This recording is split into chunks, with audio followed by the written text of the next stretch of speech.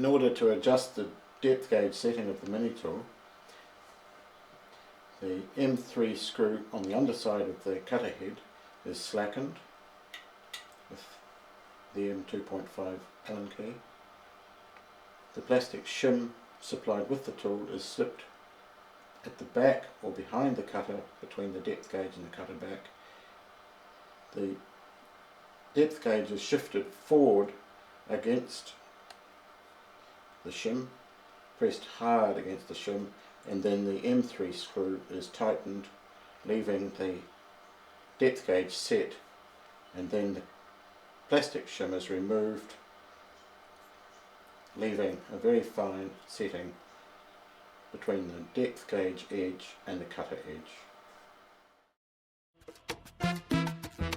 Okay, now to adjust the depth gauge for the 12mm tool or the standard tool.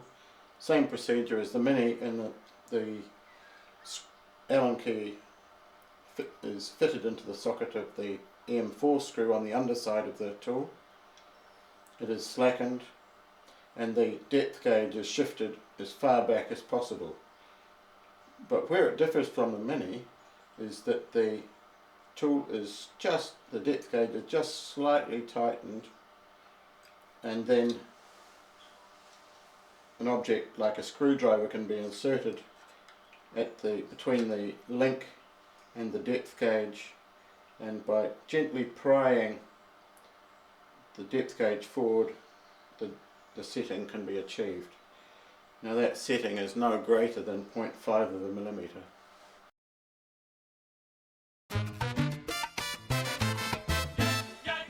The ideal position for the tool and the posture is that the tool cutting edge points at the axis of the workpiece.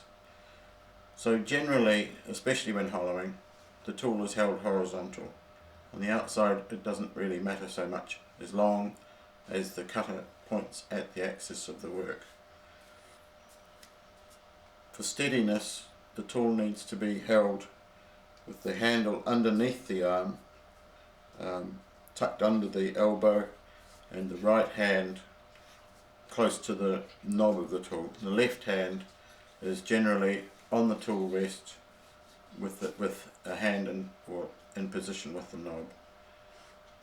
That means that the tool orientation can be moved and controlled very easily.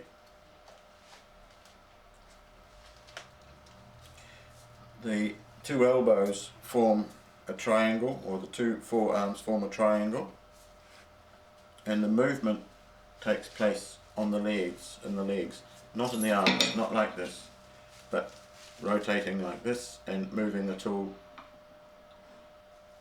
using the body and the legs.